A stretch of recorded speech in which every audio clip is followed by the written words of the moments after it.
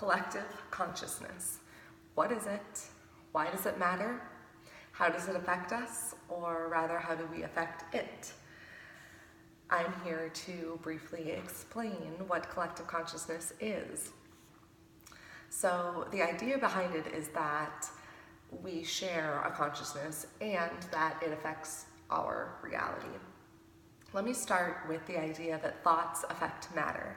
Dr. Masaru Emoto did a famous study or series of studies in which he flash froze water and then photographed it with a really high-powered zoom lens, essentially. And the remarkable thing about these studies and the books that he has published, one of which I have sitting on my coffee table, is that he photographed the same water samples before and after they were exposed intentionally to specific thoughts. And these thoughts might be things like the terms, I love you, or I hate you.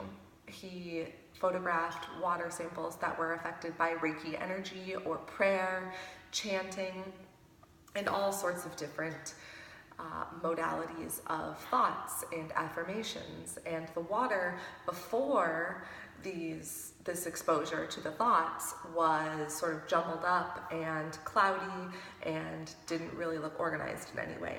After it was exposed to positive thoughts or affirmations, prayer, Reiki, etc., the water molecules arranged themselves in these beautiful shapes that look like snowflakes or praying hands or different mandalas.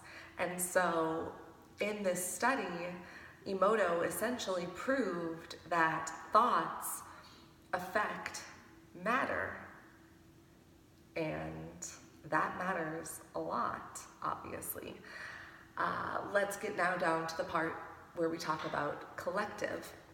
In yoga, we know that there is the Atma body, and the Atma is our connection to everything. Many philosophies talk about this, and it's a state that we get into when we practice deep meditation, where we peel apart all of the layers of ourself and get into this space of recognition and understanding that we are all connected.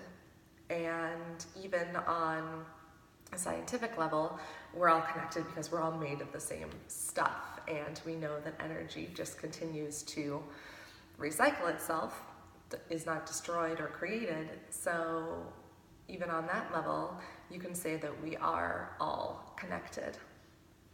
And global consciousness, so if we look at all of us as a group living here on the planet and understand that thoughts affect things, we can start to think about, okay, well, what does collective consciousness or global consciousness mean?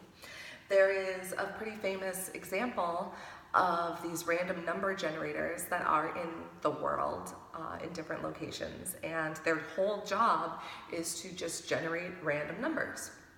Well, on events that have been significant, tragic, significant events around the world, these random number generators have been shown to sync up with each other and lose their ability to be random while the world is in this state of collective shock and grieving. So again, an example of consciousness affecting reality, and a really easily trackable way to do that.